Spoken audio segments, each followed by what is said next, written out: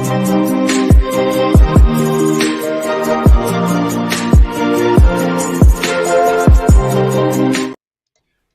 hello, hello, and welcome to another episode of TacoBytes, your daily bite of Degen, episode number 418. Woo! And we have with us Adam Miller, the thriller from my Dow, joining us today. Adam, how are you doing? I'm doing great. How are you? Man, it has been an amazing day, very weird and surreal. Day 5 of the SBF trial, and I was at that, and then got to watch Caroline Ellison sort of open up today with her first thing, and cray. Just the way that shit is going, and what that sort of reminds me is I'm in a better place, and I got to leave. I was like, I'm leaving. I have someone really cool to go talk to.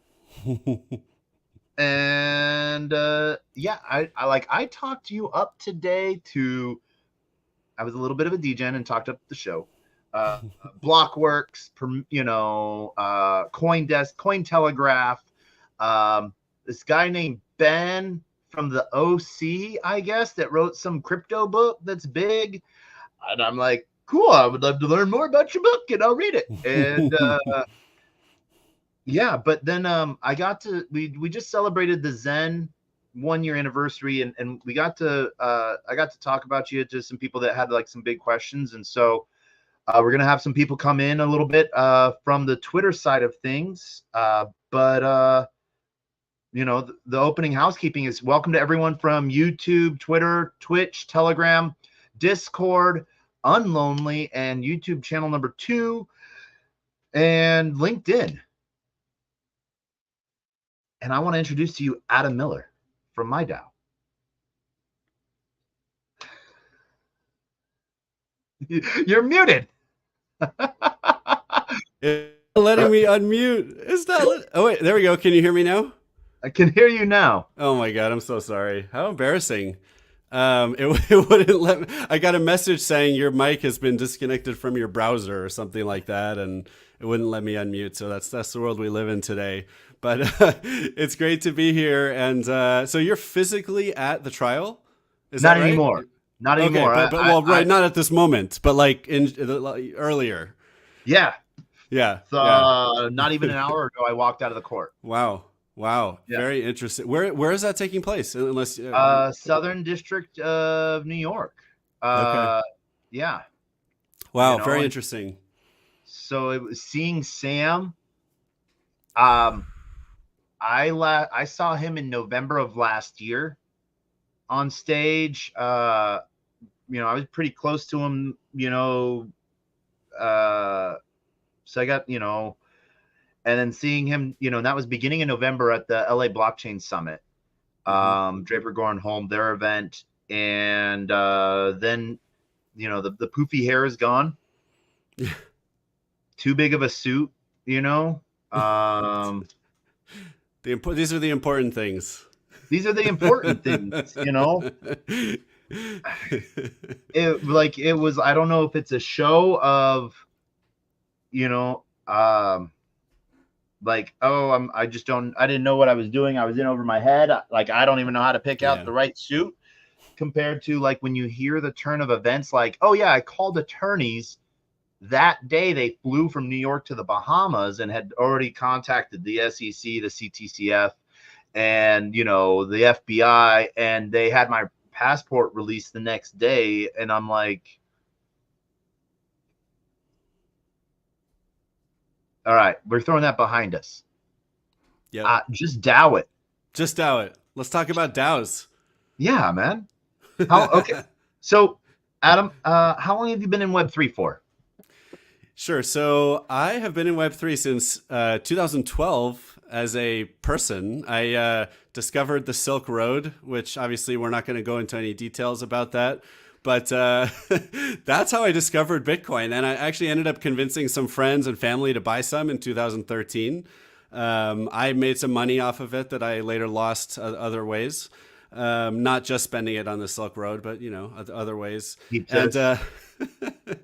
yeah, but in all seriousness, it wasn't until around 2019, I think, that I bought my first NFT and saw what was happening in DeFi that I really saw the crypto light. 1920, around then, and that's when I became obsessed, like many of us are, with crypto, and started digging into, like, I knew I had to.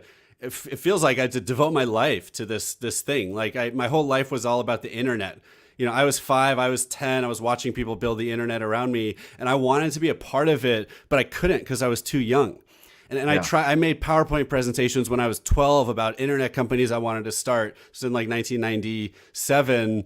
But it just never happened. I was too young. Not that no young people do that. So now that I have another chance to be a part of something bigger than the internet, or at least it's like Internet 2.0 or Web 3.0, I had to be a part of it. So I started researching everything happening in crypto. And if you want, I can go into more detail, but I ended up deciding that DAOs were what I was most excited about and where I was going to devote my career for the foreseeable future.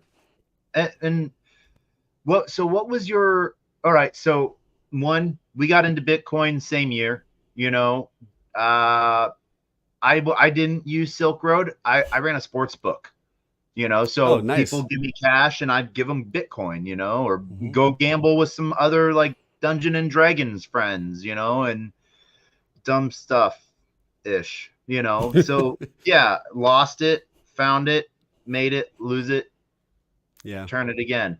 But what were you doing Web 2 wise? Okay. So I was an entrepreneur since I was a little kid. So I mentioned when I was 12 making PowerPoints about businesses that I was not able to start. But when I was 13, I started my first business, which was just doing computer consulting for family and friends, and eventually small businesses. So literally, like, I need a new hard drive, right? Or I need more RAM, or why is my computer so slow? Eventually it turned into building website. Most businesses, it was their first website. So like, I'd meet someone from a restaurant did not have a website. Yelp did not exist yet. Google was maybe around the time of starting to exist. And I would build them a website using HTML and CSS and bring in a graphic designer from overseas through ICQ, for people who might remember ICQ as a chat platform. And so I started doing that literally as a teenager. But after I went to MIT, I think they liked me because of all this entrepreneurial stuff I had always been involved in. Coming out of MIT, I started a web startup incubator. And it was focused on Web 2, which was like the big thing at that point in time. Like, Facebook was new, now my video froze again. Okay, you can still hear me? All right. You're good. Social media was new. Facebook, actually, just the summer after I graduated, Facebook launched Facebook Connect, which was the first time you could use Facebook to log into other apps and then access some of the data from Facebook. So like some of the stuff that Cambridge Analytica later took advantage of, at the time was available to people who wanted to develop there. And so I started this incubator. I raised a little bit of money, started a few businesses, and ended up becoming the CEO of one of the Web 2 companies called Abroad 101, which I'm not involved anymore, but it survives to this day, studyabroad101.com. It's a review website and social network for study abroad, for Americans looking to go abroad elsewhere. Briefly after that, I ended up going and working for corporate America at a big global investment management firm called Capital Group, in their corporate emerging technology and innovation group, where we did some blockchain experimentation and research and wrote some papers and did crypto events. And so that's when I was there is when I got reintroduced to Web3. So I did my time in Web 2, Web 1, and corporate America before coming to Web 3. Nice. And so what year did you learn about DAOs? That's a good question. I'm going to say probably 2020. Okay. And why did you think, what was it about DAOs, that sparked, your passion? Yeah. I've always been really interested in how life and humanity, this is going to get a little bit philosophical here, but how life and humanity organizes itself, right? Because to me, you can start with literally the beginning of life, like the first cells and molecules and life forms swimming around at the bottom of the ocean or primordial ooze or whatever, it was really just organizing atoms and chemicals differently, right? And getting the DNA, thing going all the way forward to where we are today. And kind of, you can look at the whole thing from a information theory, which is like a very nerdy, like mathematical thing that's very complicated. But the idea is that you could kind of model everything from those first organisms, and even before, going back to atoms and chemicals and all the way back to like the beginning of the universe, all the way through today, all as like mathematical models that get more and more and more complex over time. Hey, okay, I was going off on a little bit of a tangent, but the idea is that, like, it's all about organization, right? Everything about life you could kind of look at through the lens of like organizing stuff.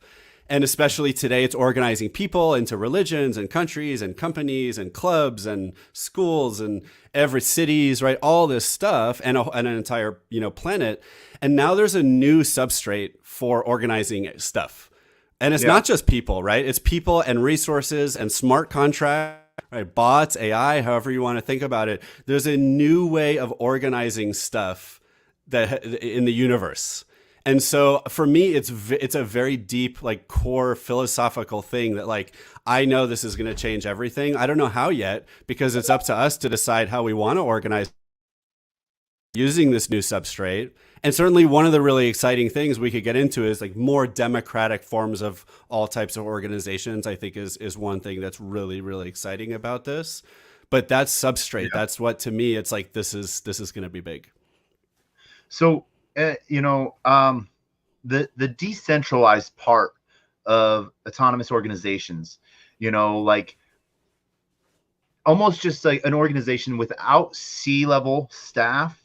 And, at some point people think that that's like, I remember, like, everyone thought DAO it, just DAO it, like you say, like your banner says, just DAO it. Yeah. Everyone thought a DAO was the solution for anything. It was the hot, it still is sort of the hot word, a hot buzzword, and it sort of started to lose a little bit of its structure. But you've sort of took that into a whole different aspect of, no, let's bring structure to it, make you an actual business, and what, you have a country behind you. My DAO, for those that don't know, MI, Marshall Islands DAO. Did you know that it took me like 3 months for that to like figure out what the MI? Yeah, I was just like thinking you were a Web3 version of my DAO. Yeah, right. Then I was like, oh yeah, no, that 100%. I think, yeah, it was like 3 months after learning about you that it made sense, because I don't think I'd seen it spelt out anywhere. You didn't have like business cards yet, maybe. I never gone to your site. I just knew you. Yeah. And I knew you were setting businesses up as nonprofits originally. Mm-hmm. And now you have a for-profit model as well. Mm-hmm. So how did that journey start? Why the Marshall Islands? And then let's go throughout the rest of it. Sure. So I think what we as an industry are building in terms of DAOs is extremely broad, right? Kind of like I said before, it's new ways of organizing everything. It could be clubs, schools, communities, associations. Certainly one of the use cases is businesses, right? And projects and trust. I mean, the list, like any of these words we use to describe different forms of organizing people or people and resources, DAOs are impacting and certainly will impact.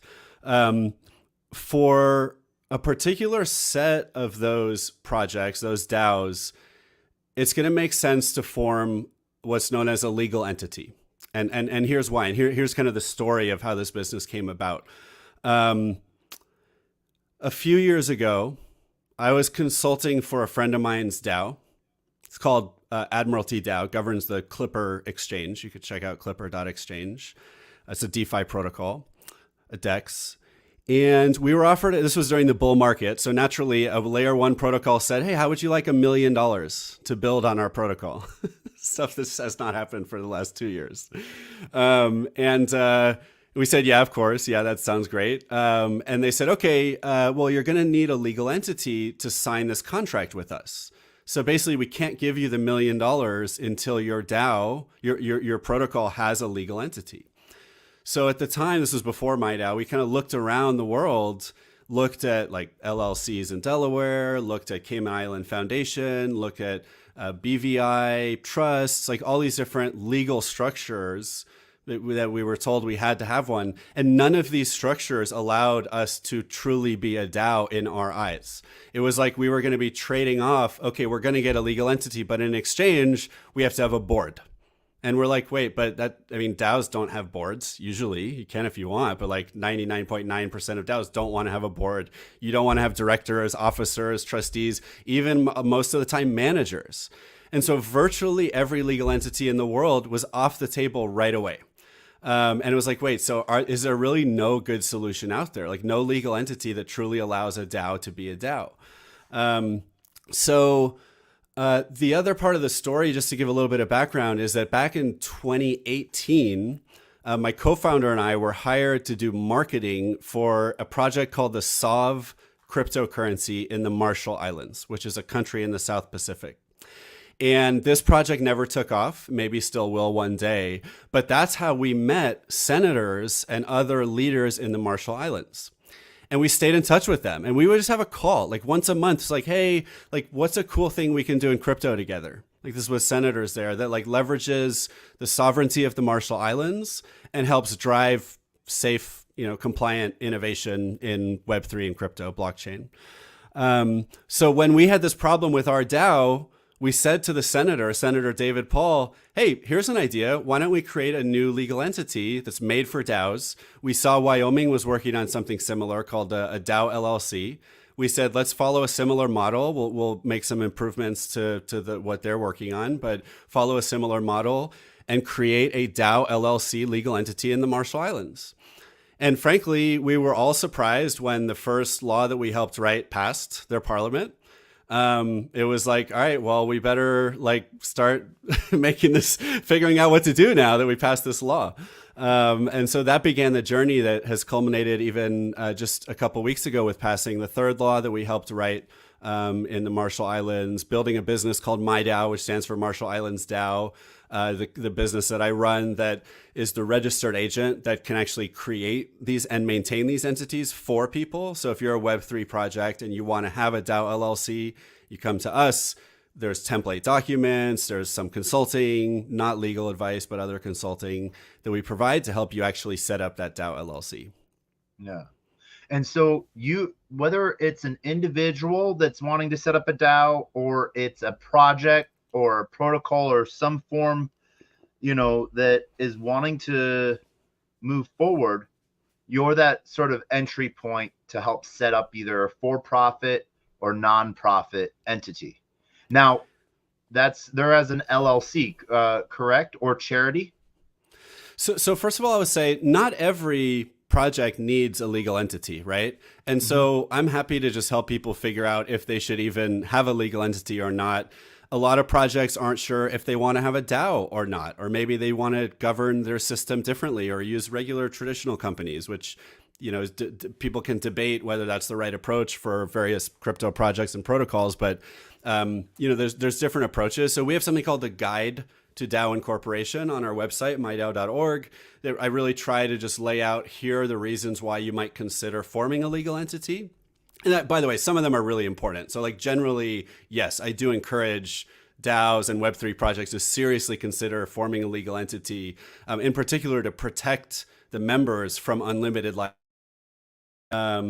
And that's just kind of the default treatment that any group of people gets from governments all over the world. If you don't form a legal entity, but you're a group of people engaging in a common enterprise of some kind, and someone sues that common enterprise, like the DAO, right? Maybe one of the people participating or someone from the outside sues you.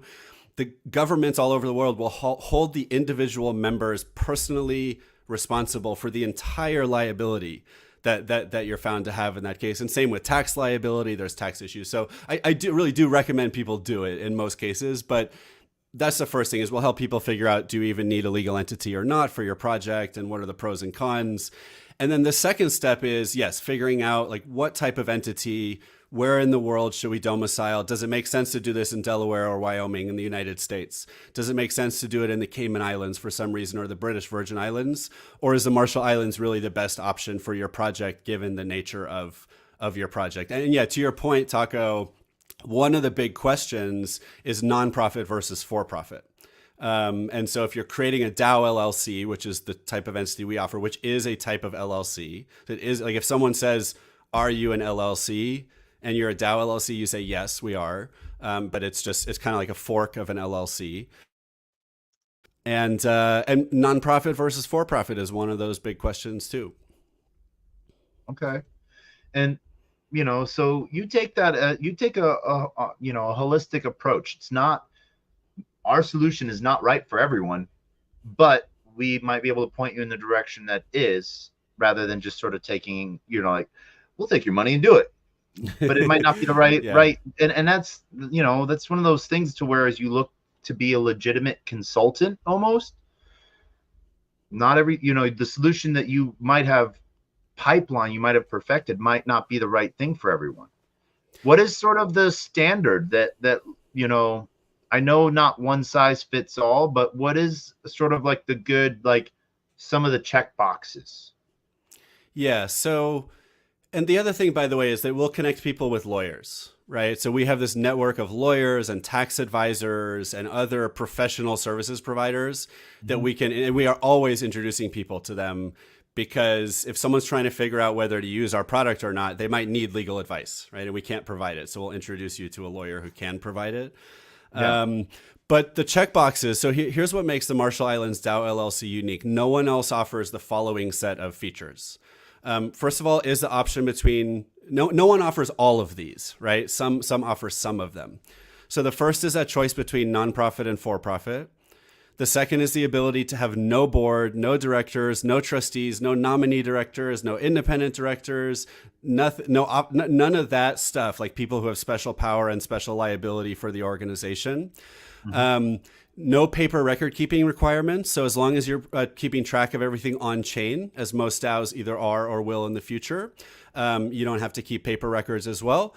Virtually every member can be totally anonymous. So literally just by holding your governance token, or there's other ways of doing it, but holding your governance token, you're a member of the LLC. You're a member of that company. You get the liability protection. You get whatever rights and responsibilities come along with that. And you don't have to give anyone your name or your physical address. So that's a big one.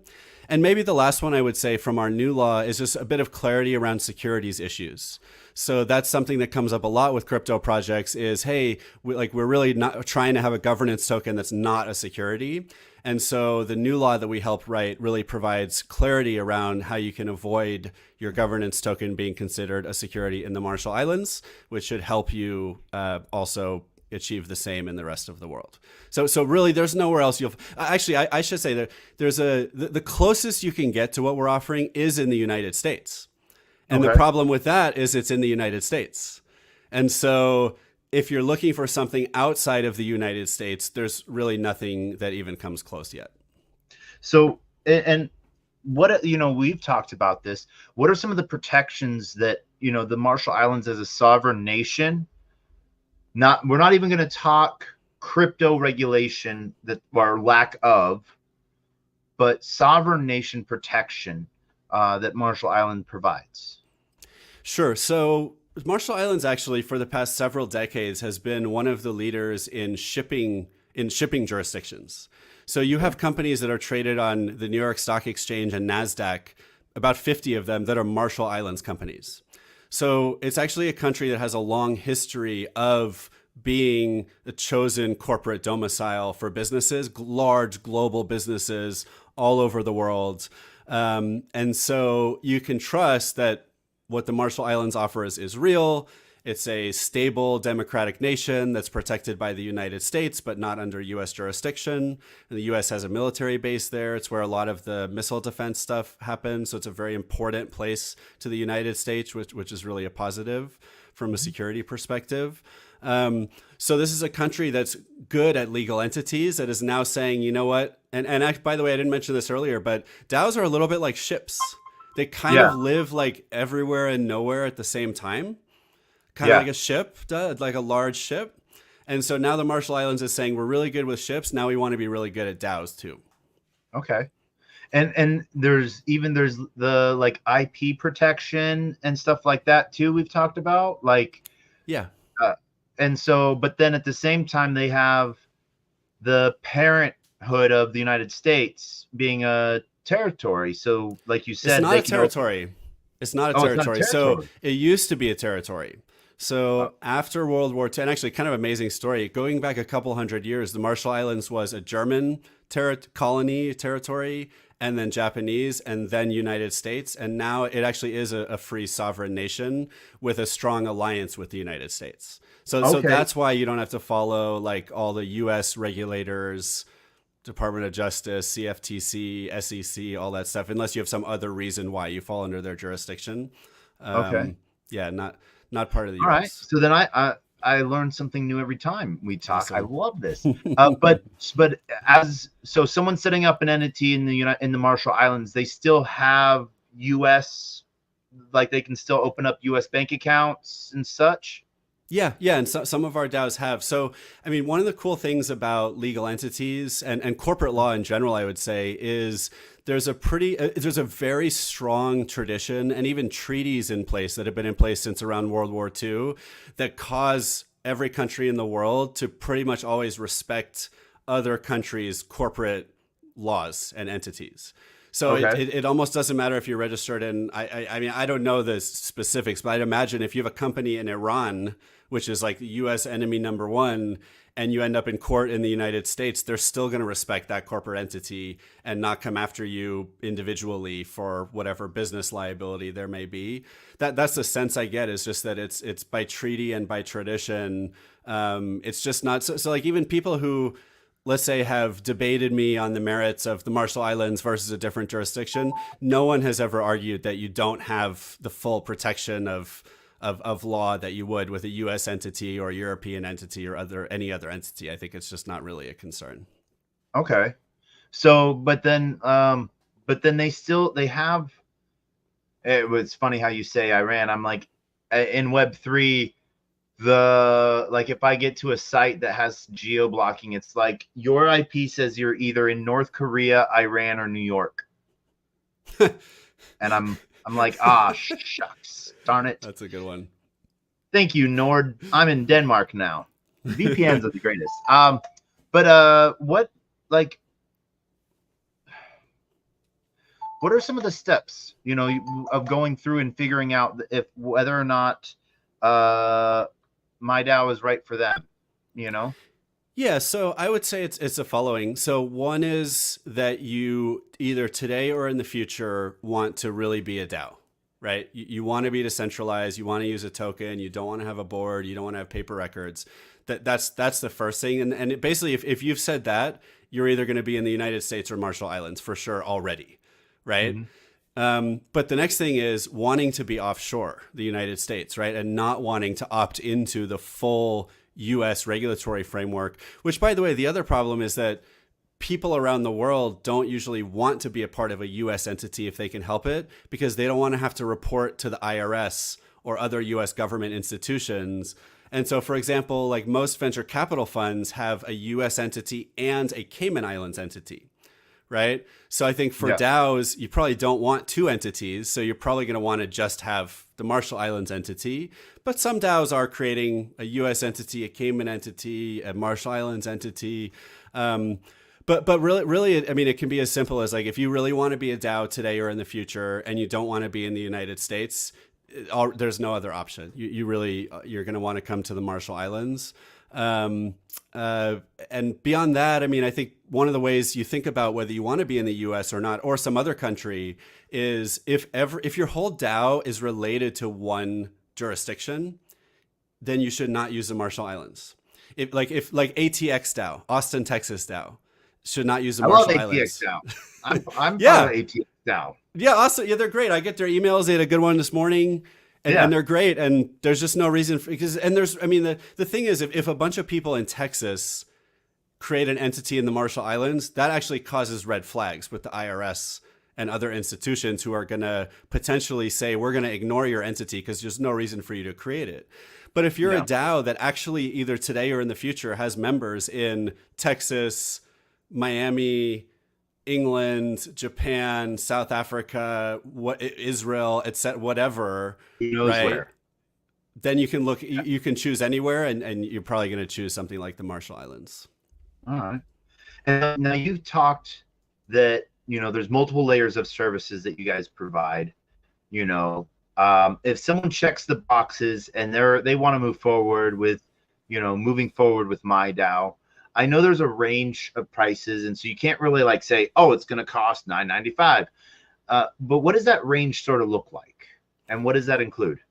Sure. So it ranges from just under $10,000 down to about $3,000 for your registration, and it's kind of needs based actually. So if you're a startup DAO that has no funding, you're going to come in at the lower end of that range because we know that we can't expect you to pay that full amount, and that's going to include us kind of holding your hand through the process as much as you need, introductions to any lawyers or other service providers, template documents. So there's some documents that you're going to have to submit as part of the process. So we'll provide you templates and help explain how to use them as needed. And then there's a compliance step. So we do KYC. So I know that's kind of a bad word in crypto, but there is a requirement for beneficial owners, which means anyone who has 25% or more governance rights in the DAO or Web3 project has to do KYC. Now, luckily, you're probably thinking, what DAO has people who have over 25% governance rights? Is not very common, but there is a minimum of one person.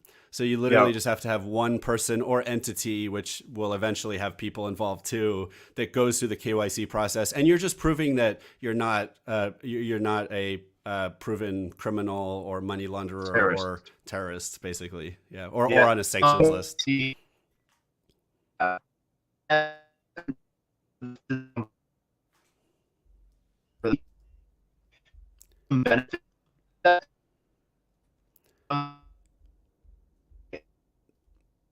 Say, Taco, I'm not getting your audio. I don't know if it's me or you. I'm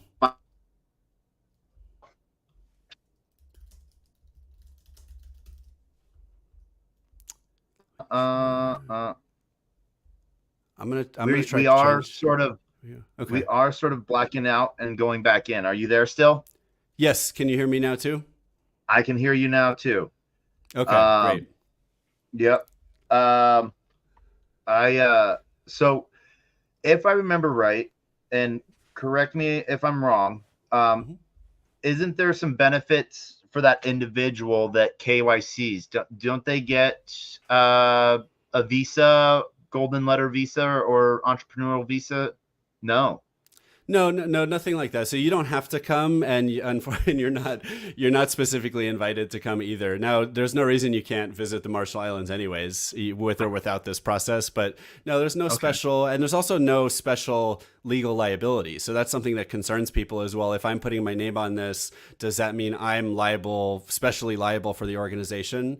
And I tell people there's no legal liability.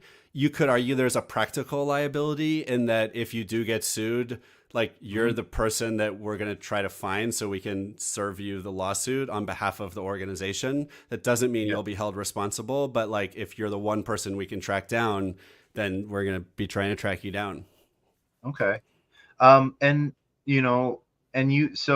I guess if we're looking at it from the organization standpoint, what are the tax liabilities for profit and nonprofit?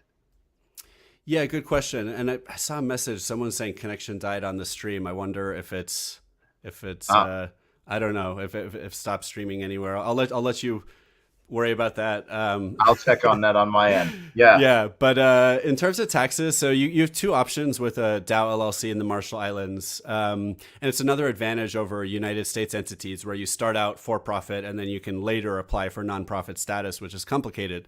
In the Marshall Islands, you start out as either a for-profit or nonprofit DAO LLC. And then nonprofit is treated for tax purposes just like a foundation in another country, which means there's usually no reporting requirements in your home country. You're not allowed to get paid dividends from a nonprofit, and so there's no pass-through taxes. So a nonprofit, being a member of a nonprofit DAO LLC is like being a board on a foreign foundation. Except again, there is no board, but from a tax perspective, there's just usually no tax implications, and there's no taxes from the Marshall Islands. Okay. A for-profit DAO LLC, just like a regular LLC, does have pass-through taxes, which means let's say there's 100 members, and the company makes $100 in profit. If you're one of those 100 members and you live in the United States, the IRS is going to say, well, we want you to pay taxes on $1 worth of income. Even if the LLC didn't actually pay you that dollar, but you're kind of responsible for it. And then there is a tax from the Marshall Islands of 3% of gross revenue. It does not include dividends or capital gains. So we have a fair amount of like VC or venture funds that are looking to set up here. But otherwise, that will apply to revenue. And then you can usually deduct some of that from your pass-through taxes in your home country. So for-profits get a lot more complicated. If you know, for maybe it's obvious, but any organization that can be a nonprofit should be a nonprofit because there's no taxes, right? But if you do need to be a for-profit, it gets a little more complicated. Okay. And what is something that you want people to know about that? Like everyone like almost looks like it as like it's a tax write-off, it's a tax escape, but what is the real piece to it?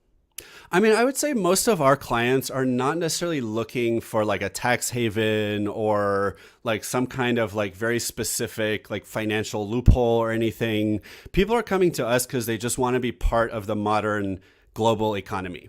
Right, which not every DAO wants to do, and that's fine. You want to be subversive, revolutionary, not totally anonymous, whatever, fine. But if you're a DAO that just wants to be recognized by the global economy, and you want to just pay your taxes if you should owe taxes, and you want to be able to open a bank account or exchange account or sign contracts with other organizations and get liability protection from governments all over the world, most of our clients are looking for those things. And if it's a for-profit enterprise, they don't mind paying 3% revenue taxes. That's a price of admission to being a real company, right? Is that you're paying taxes if you're a for-profit. So surprisingly, I think a lot of our clients, they don't have an issue with it. That's almost like what they want. It's like, we just want to pay our taxes and get the benefits that come along with being a real company, in terms of liability protection. And that's what we're helping them do. All right.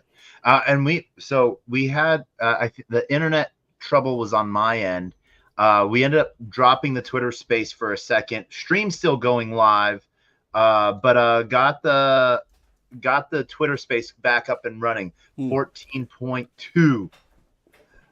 So we're running on that. But the video has been streaming live to Twitter the entire time. Thank you, nice. Twitter, awesome. Elon. Do I need to do something on my phone? Because I threw it back there because it was making noise. If you want to join back into it, you can. Yeah. Yeah.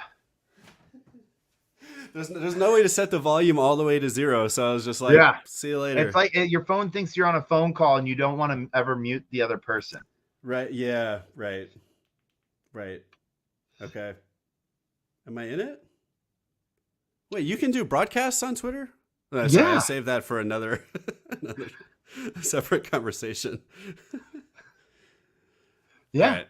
I'm here. I'm yours. What do you want to know? Woohoo! I'll forget about my phone. And then what was I gonna say?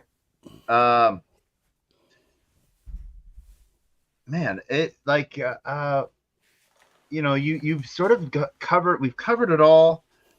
And Adam, it's been like I've known you for a minute, and you travel around. You got what does your team look like nowadays? So it's actually pretty small. So there's two of us in the United States and two in the Marshall Islands that are full time.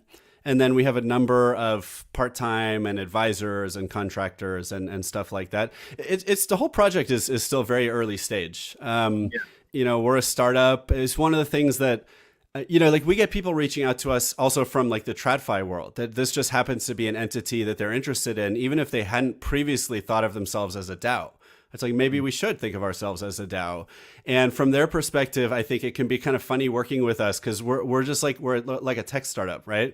And we're just trying to do our best. I do customer service, I do sales, I do marketing, I do business development. There's no 24, I try to be available 24 hours, but there's no 24-hour, call center that people can call into. So to some of those TradFi folks, it can be a little funny, but yeah, we're just a little team. And, I think come the next bull market, which I surely expect is coming, whether it's in 6 months or 6 years.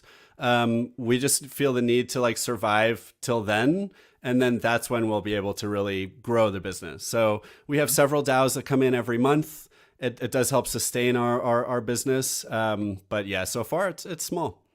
Okay. And your presence is seen. Where are you guys going to be next, conference wise?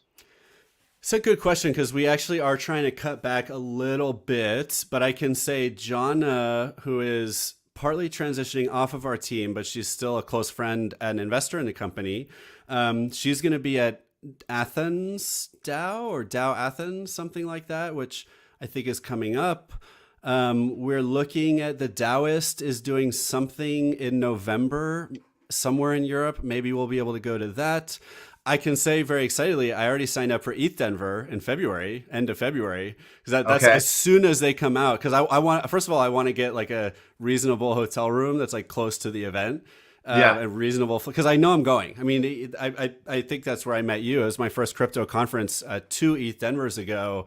And to me, it's more than just a business event. That's really kind of like my spiritual, like first crypto conference, like get so excited, remember why I'm doing this in the first place kind of experience. So I will be at ETH Denver for 10 plus days with Goldie, my dog, as usual. So come find me there, if not sooner. I think my first like conference outside of Bitcoin was ETH Denver 2019, and then, then the world took a break. Because like some COVID thing, something happened. It just wiped our memories and stuff. Went from there, and then travel the world nonstop, going to conferences and get to talk about you and other DAOs, and it's sort of really cool to sort of see. So here's a funny question. You're set up as a legal entity, correct? MyDAO? We are a traditional corporation, though, because we kind of have to act as like the bridge between Web 2 and Web 3. So Are you set up in the Marshall Islands? We have a Marshall Islands corporation and a Delaware corporation. Okay. Yep. All right. Now, I personally, right now, with everything going on, how do you see the market right now and everything, and like regulation or lack of? Well, I think those are two big questions. And I would say that, so I just read an article today by Fabrice Grinda, who's the founder of one of our venture capital investors. And his article is like all the reasons why he's really bearish on the US economy. And a lot of it has to do with a lot of risk coming out of credit markets, including commercial real estate, where it does sound like there could be like a 2007 style kind of like reckoning where markets just like blow up and we end up with a big recession and turmoil. And even before that, money's already not flowing. Like I know for sure, just even reading statistics and from personal experience, like VCs are investing like a quarter as much this year as they were 2 years ago. And they're also not raising new money, right? They're raising, I think, less than a quarter as much money, new money to invest in the future. So for the foreseeable future, it's going to be really hard to raise money. So anyone in crypto, I think, does need to think about that perspective of like surviving through the bear market. Inside the United States, I think. Good point. I don't know as much about outside the United States. I mean, I feel like usually in these economic crises, the U.S. ends up better off than the rest of the world. But you're right. I can't say that I really know. I Um, think what I've noticed is that everyone got so used to writing these big inflated checks, you know, um, that the hardest thing to change were VCs that, they wouldn't get out of bed for less than 5 million. Yet companies like learned how to bootstrap, and they're like, no, we need 50K, 100K to get us the next 2 years. And people are right. like, I'm not getting out of bed for that, you know? So Yeah, good point. And now they probably are, because it's probably all they can get out of bed for, because they yeah, don't have the option of writing the bigger checks. yeah, Um, there's amazing people like Miko from like Capital, Gummy Crypto, Carl, Six Man Ventures. Like I see these VCs out there, either hitting the pavement themselves or, reaching out to like people like me, like, hey, send me everything that needs a hmm. check, you know? And so it's starting to flow again, I think. Oh, that's interesting. Everyone's starting to get ready for the halvening, you Hmm. know? That, Well, the that's the halvening. other thing. I think it's equally likely that in 2 months, crypto is going to be going to the moon and everything's going to change like overnight. And I think it's just so hard to predict. I mean, there's so many things people are building in crypto right now. Like one example is like Web3 social, and like Farcaster, right, is getting ready to do its like full launch. And like who knows when there's going to be another like world event that for some reason like the people don't trust Twitter anymore, but we need something like Twitter, and everyone goes to Farcaster, and that forces them to get an Ethereum wallet, and everyone has to buy some Ethereum, and the price goes up 100%, and then people start buying because it went up 100%, and now it's going to go up. So I think it's so hard to predict. I think it's just when things are down like now, I think we have to like prepare for the worst and hope for the best. Yeah. I think, well, what's sort of hilarious is as you say that, we are, um, oh, shoot, darn it. I was just redoing the new link. We are casting to Farcaster right now. What? Yeah. That's awesome. Through a Burra or what tool? Through StreamYard Oh, okay. and through Wow. Unlonely app. So what's really hilarious is I've Oh, been part of wow. Unlonely for a minute, and I do a disservice to the other power users, like Hmm. I just hop in the chat here and there, because I'm like, I just stream every day. I don't try to make it a party, I don't try to do anything. Hmm. I just try to make sure the one thing, no matter what I do, TacoBytes is daily, you Hmm. know, consistently inconsistent, but daily. Wow. Um, and, um, you know, and so Unlonely, they just got some major recognition because they did dating, uh, leverage dating on chain. Never be unlonely again, and it was sort of funny, like seeing founders and other project leads, they're trying this date off thing and stuff. And I'm traveling around. So Hmm. I think SocialFi is taking a big step and big recognition as we Yep. start to see, one of my favorite ones is Favor, you Okay. know, question. Is there a MyDAO NFT or token? No, not yet. Like I'll, even I'll, like an I'll SBT or something? Not yet. No, I know we got to get more creative and start doing something fun like that. If people want some alpha, though, I'll tell you about. So, my co-founder and old friend, Harvard guy, um, recently launched the token for Admiralty DAO, which is the DAO that governs the Clipper exchange. I'm sure you can find it by going to clipper.exchange or just search Admiral DAO. They launched their token a few weeks ago or a couple months ago. It crashed like 95% on the first day, which I think is the same thing with this like stock that went public that day and on New York Stock Exchange also crashed 95%. And so I started buying it and telling my friends about it because it absolutely could go to zero, right? Like the whole project could fail. But if there's any token that has actual real value behind it, like this is like governing a real project that provides real value, has real liquidity, has volume. So go check out. It's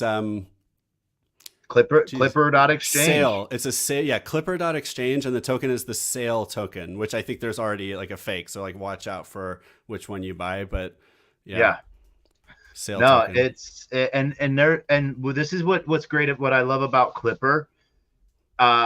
You know, one, they're on Ethereum. Two, they're on Optimism. They're on Polygon. They're on Arbitrum and even starting to push Mantle mainnet. But they're on my favorite chain, one of my favorite chains, Moonbeam, Mm. because Yeah. Well, my Dex is on Moonbeam. I didn't know that connection because that Moonbeam is the one who offered the grant that caused us to have the idea for MyDAO in the first place, right? Yeah, you It, know, I just got to see Derek and some of the team again in Barcelona, at SmartCon. Um, yeah, it's there's some cool stuff. mm, Um, I really like what comes out, and so yeah, it's one of those things to where um I yeah, I just I'm a happy person, when it comes to DAOs. I'm a happy person when it comes to DEXs. Um and it's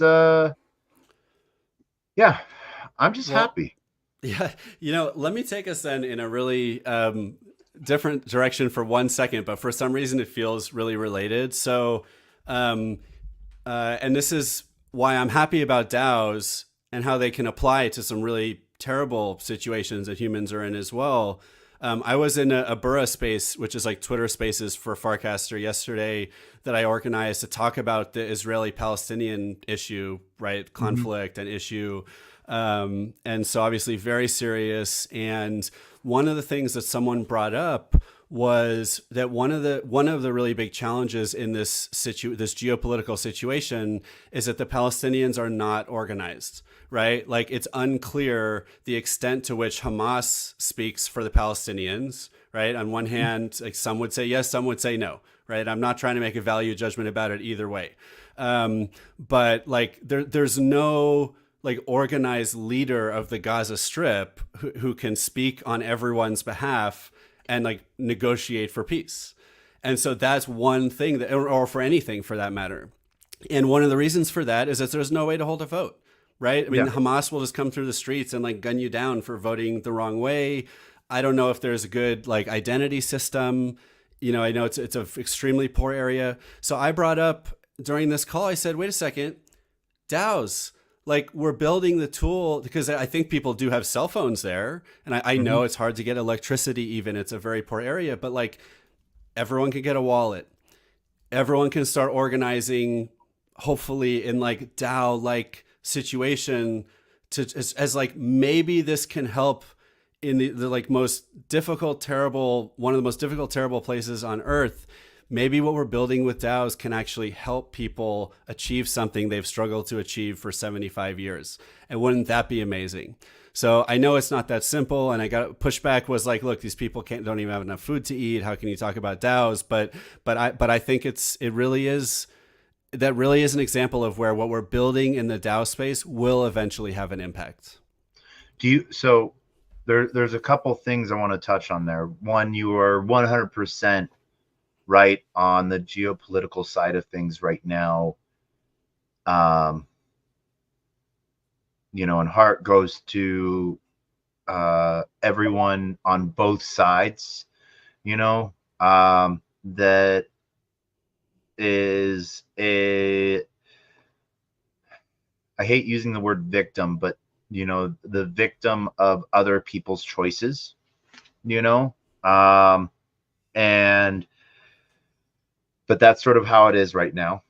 Um, and when you're looking at a geopolitical type of DAO, the biggest issue that you have there is proof of individuality, you know, um, proof of ownership, proof of, like, you don't have someone in California voting, or Texas voting for something that, and that comes to like DAOs. It should be anyone supposedly, but then you have very specific DAOs for purposes, and you almost have provenance type votes, um, Yeah. and there could be solutions, like WorldCoin, Mhm. you know, um, And maybe I'll throw another idea out there, which is a little more just about like economic incentives and a little bit less of pure DAO. But let's say someone donated $1 billion to a DAO that's mhm, controlled by half Palestinians and half Israelis. mhm, And the rule of the DAO was nothing passes unless you have 75% of votes in favor, right? With some quorum. yeah, That's a strong economic incentive for those people who would normally, I'm guessing, have a lot of trouble agreeing about anything, to find something to agree about that actually might push in the direction of peace, right? yeah, So it's very pie in the sky, but I think there's something there. yeah. No, there definitely is. Um, you know, yeah, no, and it's not. I will be honest, that's not a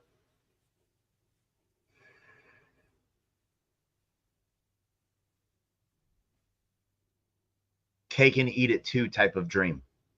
It's not too far in the distance, Mm-hmm. Um, I always sort of felt that we were like, we're not far away from mainstream adoption.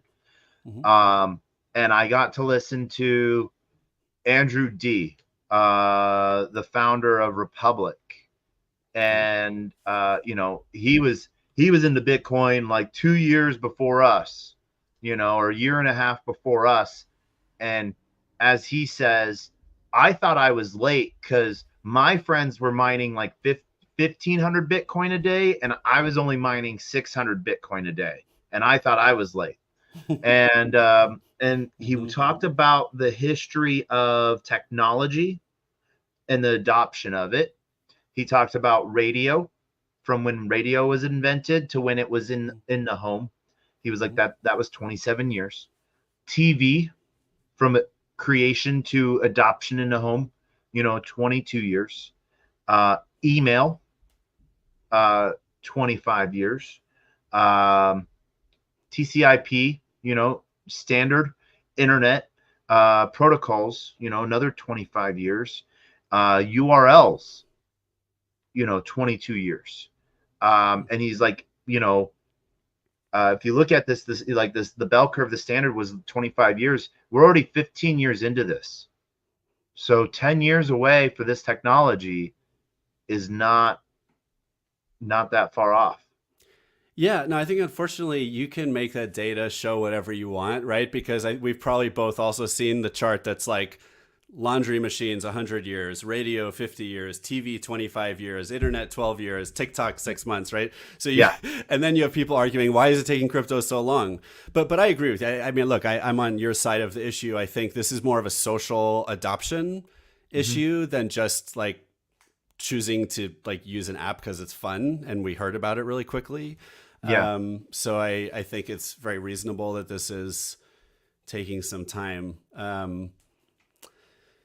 But I really think, well, here's another way to look at it too. So look at it in terms of like price movement, which I know is not the same thing as like adoption or impact that we're going for. But each of these like bull bear cycles Mm-hmm. seems like it's about 10x adoption, right? Going Mm-hmm. all the way back to 2008. Maybe those first 4 years, maybe it was 1000x, 1000x, 1000x. No, it's not even. It's like 10x, right? Mm-hmm. 10x, and it's happened like 10 times. I can't do the math quickly enough in my head. That's like 10 million or 100 million people. This next bull market is a 10x from 100 million people to a billion, where Yeah. and now we're at like every one person in every family is in it, right? Maybe we One need out of every one eight. more Yeah. 10x, and now literally everyone's on it like the internet. So we're talking about like three years, 6 years, 8 years. Yeah. Like Well, we those cycles, if we're talking cycles, that's bear cycles. That's two bear cycles, two 4-year cycles, yeah, 10x each time. That's that right. That's 10 everyone. billion Yeah, and people. so right. So at the most, it's going to be two more cycles, and if this thing has the potential we all feel it does, which I certainly I feel very strongly about. I know you do too. I think we're right. I think it's inevitable, and yeah, so I think it's at the most 2 more cycles. Yeah. So then I guess, are you bearish or bullish on a Bitcoin ETF, spot ETF? Because futures is already out there, the Mhm. derivatives. So spot ETF. Yeah, well, in the sense that I do think it's going to happen, Mm-hmm. and I think it's going to be good for prices. Mm-hmm. Probably reduce volatility because you'll have more hedging with that financial product. Mm-hmm. So I guess the one thing in the back of my mind is, and I'm not as up to speed on this, but I think people do have these arguments for like, aren't we supposed to be replacing the traditional financial system, not just being another thing in it? I don't Yeah. think it's definitely not either or, but I do wonder if there is something to that line of thinking. Yeah. Um, but yeah, I'm bullish on it. I think that's going to be a big, let's go back to 2012, 2013. I had a price target. I kid you not, of Bitcoin of $10,000 from the beginning. And here's how I came up with that. I said, I think everyone on earth on average is going to want to have $100 worth of Bitcoin. And if you multiply $100 times 10 billion people, that's about a trillion market cap, right? So I don't remember if I was maybe up or down by like 50%, but I pretty much said, yeah, everyone's going to want $100 and maybe not more, especially considering a lot of people don't even have $100. Mm-hmm. But what I failed to see until just a few years ago was that a lot of the money of the world is not held by people, Yeah. right? It lives in the financial markets, it lives in institutions, in companies, in all kinds of different vehicles. So as a result, I think that's where we get the next 10x and maybe up to 100x and maybe not much more. We'll see. But I think that comes from institutional adoption. And I Mm-hmm. think institutional adoption will happen much more easily because of ETFs. Yeah. For me, I think the best thing about ETFs, I am bullish on them for the aspect that it will take a lot of stigma off of it. Mm-hmm. Um, if mom and pop can be like, oh, my JP Morgan guy says I should put 2% of my portfolio in Bitcoin, it Mm-hmm. must not be this horrible thing that Yeah. is, being talked about anymore. So yeah, let's do it. And so then it will Yeah. become, more of a mainstream talk piece, and it will lose a lot of the stigma. And if it loses a lot of the stigma, then you get market sentiment. And out of 10,000 people, they're like, oh, wait, I can do this on a market and not actually own it, or I can own it myself. If 10%, that's out of every 10,000 people, that's another 1,000 people that go and get their first Coinbase account and have their first Yeah. $10 of Bitcoin, you Mm-hmm. know. But I did a stupid thing, fun thing, I think, Thursday. I was in Okay. Barcelona. All Okay. right. Spent about 3 hours on the boardwalk outside the Barcelona casino, walking up and down the beach, um, and trying to give away Bitcoin. Okay. I got out of 100 people that I talked to, 10 people maybe talked to me, and only like 8 people like took information from me, like, phone shots or whatever. And like I think it was only 5 people let me give them Bitcoin. Wow. Like took the, like, I helped them download like the user app so they could learn, and it pays them in Bitcoin to learn, and then download the wallet of Mm-hmm. Satoshi, give them 200 sats for that. And then I gave them 25 of my sats, Mm-hmm. just for doing that. And I'm like, yeah. Hmm. And it was one of those really weird, like, you've seen those social experiments, back from like, Mm-hmm. would you want $100 or one Bitcoin? And everyone's like, I want $100. Yeah. And then someone like took the $100 and they're like, oh, by the way, what does Bitcoin trade? Like, how much can I get for a Bitcoin? And they're like, oh, you could get it $20,000. And like, that's not real. And you're like, okay, Yeah. yeah. I just, yeah. That sounds a lot like a lot of TikTok videos. I don't watch TikTok all the time, but it's very entertaining. And a lot of them is like somewhat like the camera's like following around someone who's like interacting with people in public, right? Do you do that as videos or? I've done those as videos when I actually like onboard people into something, I'll Mhm. sometimes do a video, but I wasn't really doing a video or anything. I didn't have a camera crew, I'm Mm. not cool like that, I don't got a camera crew. Um, I bet you you will know, next bull market. yeah, who knows? I don't, maybe not, probably not. No one wants to follow this around. Um, as I like to say, my life is crypto, cigars, and caffeine.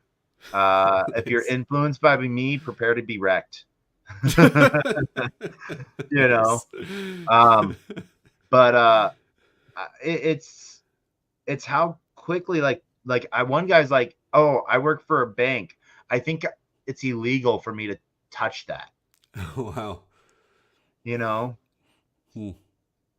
and that stigma, I think, through financial instruments will Yeah. relieve a lot of that stress and Well, and pressure. look, you walk up to someone on the street offering them free Bitcoin, they might think you're the next Sam Bankman-Fried, right? I mean, how do they know that you're not telling them to install something so that you can defraud them, right? Yeah, There's like no way for them to know, but if they start out through JP Morgan or whatever and then slowly, hopefully move towards some self-custody and stuff like that, then they'll I mean, in some ways, it's a better model. I mean, look, how can we argue with the fact that if you walk up to someone on the street offering them crypto, there's no way for them to know you're not the next Sam Bankman-Fried. And hmm if they work with JP Morgan, I probably most people, even who really hate the TradFi system, could say that they're probably trustworthy with like a Bitcoin ETF. Maybe hmm that's debatable. I don't know. I mean, maybe there's no. Well, I don't know, but it's everyone like like the classic is, oh, there you don't give anything for nothing, and I'm like, no, like people donated to this project to give it away. mhm, You know, let's get like the idea is to give it away because mhm, if you learn a little bit, it will spark you. yeah, And what is it, Metcalf's law? The more people that have one, mhm. an individual of something, the more the price go up, not the more Oh, that one person has. isn't it also, or maybe it's a different law that the more people who have it, the more valuable the network is, right? Yeah. Not even in Yeah, terms of price, but I think like, that's yeah, I think that's yeah, Metcalf's. Like yeah, the more valuable the network, not yeah, necessarily the token price. yeah, I get my laws mixed up sometimes. I'm like, oh, that's the law of energy, thermodynamics. yeah, So yeah, no, but it's the more dispersed something is and active, the more power it has, and that's just like a DAO.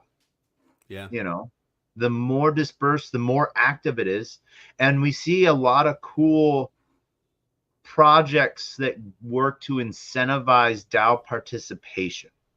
hmm I want to do, I don't know what your thoughts are, but I want to shout out to Thrive Coin that's working with like Optimism DAOs, retroactive funding, Arbitrum, ApeCoin. For participation in these DAOs, you get rewarded. hmm Because these DAOs, they don't want one person to have the entire say. right, They want, and like you said, if you have one coin, you have one vote.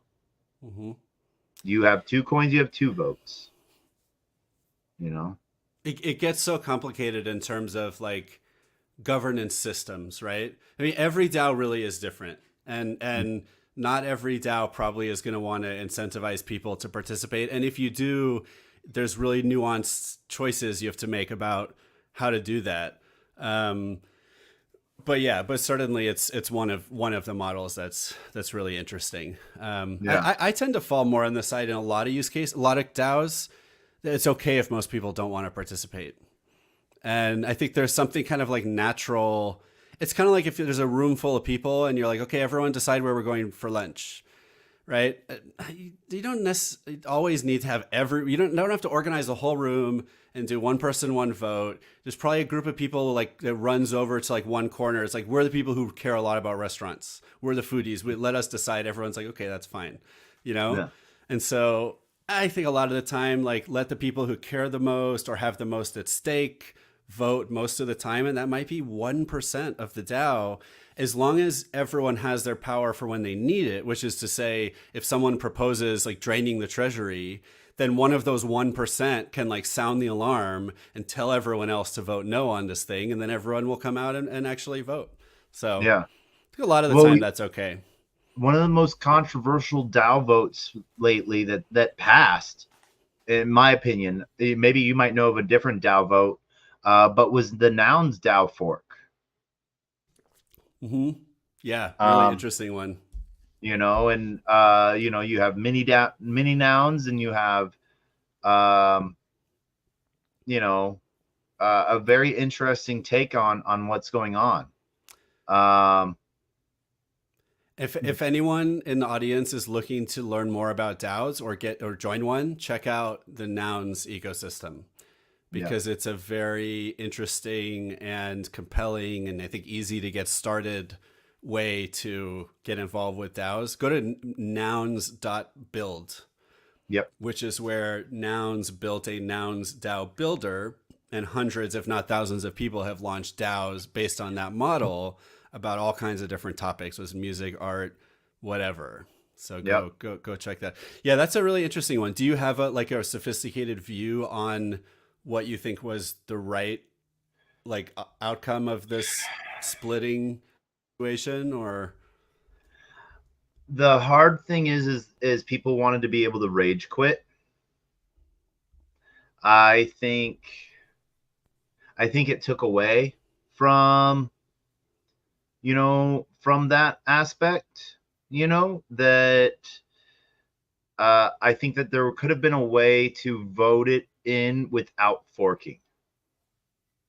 You know, um, that was sort of the outcome that a few was then able to push through to the many, or not even the many. It was like a 25% for approval for happening or something like that. It was a very low and interesting period, and so the nouns take a very systematic approach. One new member a week, one new noun a week. And so there's only like 300 some odd members. But they've taken approaches to where, like, I know one nouns member um, fractionalize their noun to where it doesn't get a vote, but you can have a say by going through their, like, it's like vote.nouns or something like that. And you can put a message, your opinion on chain for a noun's vote. But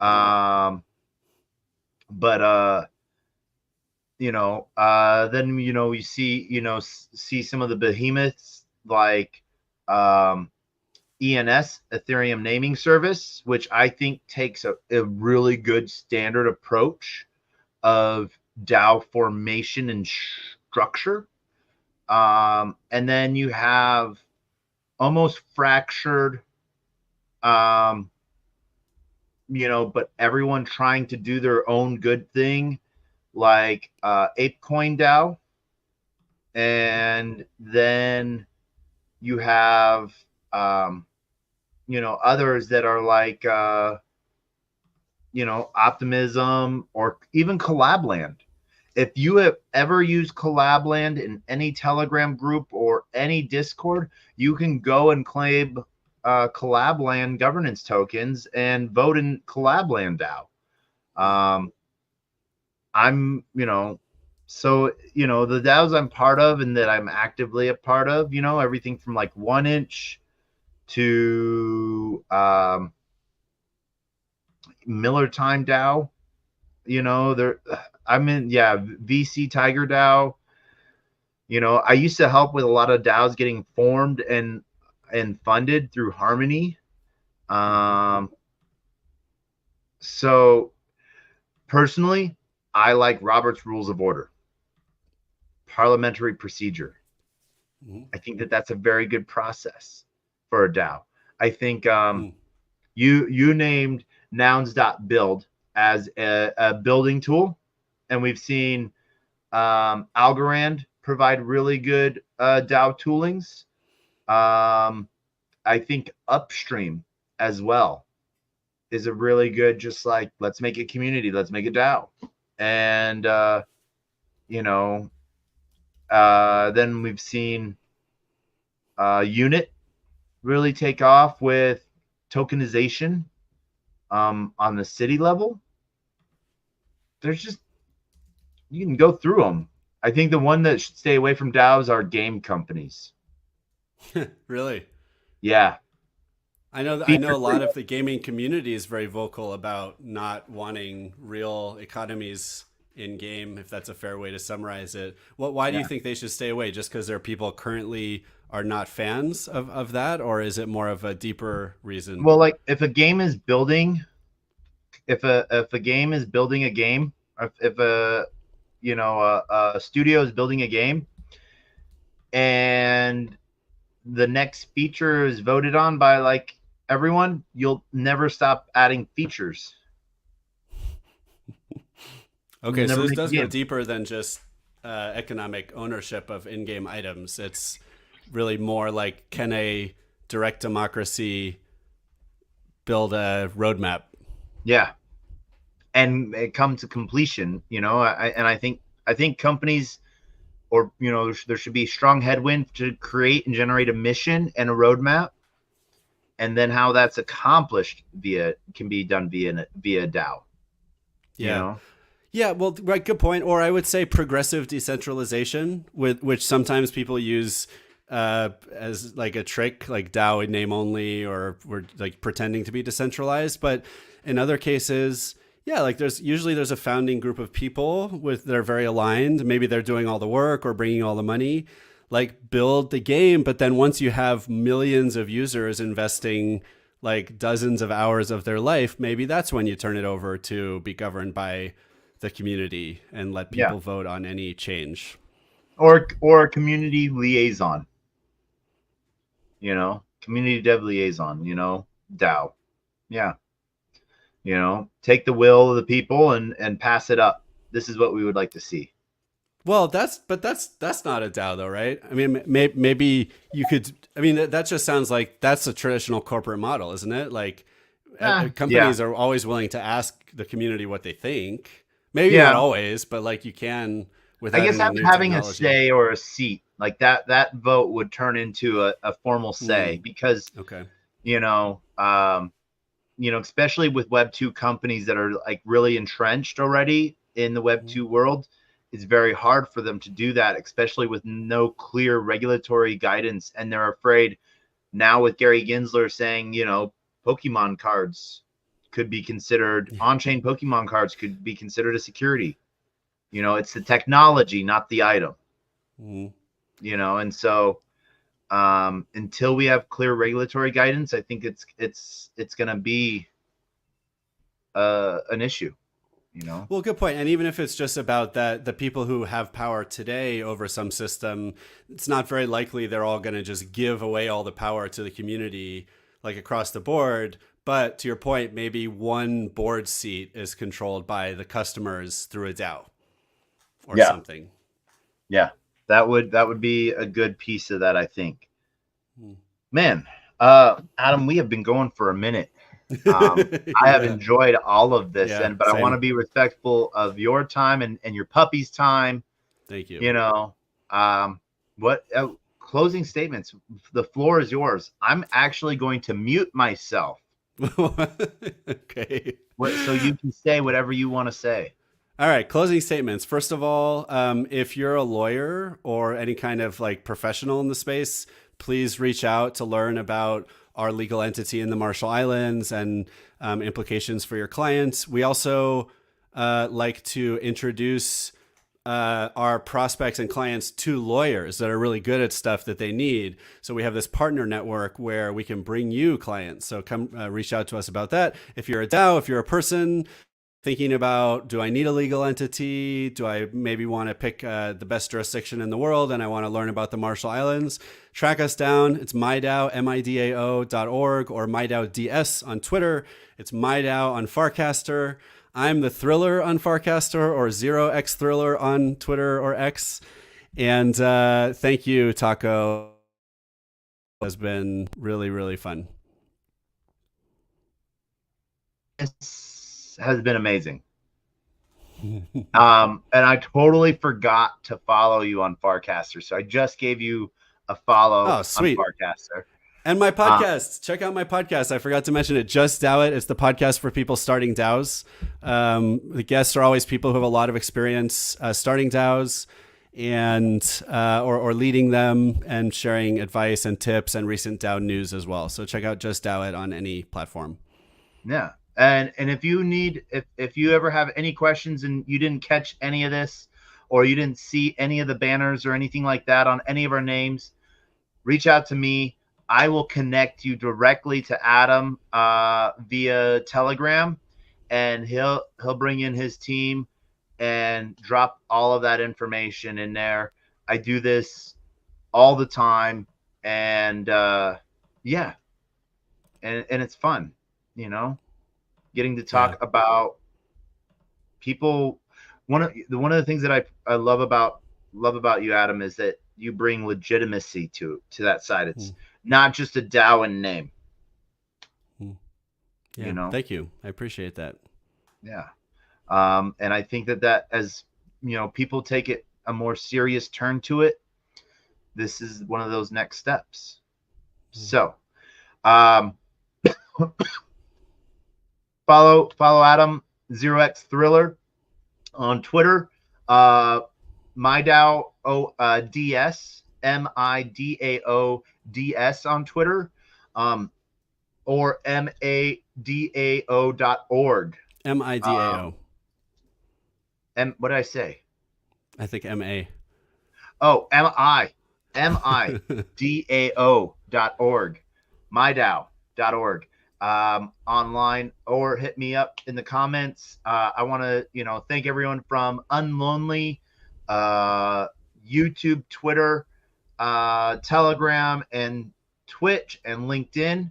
And then I need to ask, my call to action, just so we can post this on Rumble. Follow us on Rumble so we can get we have to get 5 subscribers to be able to live stream on Rumble.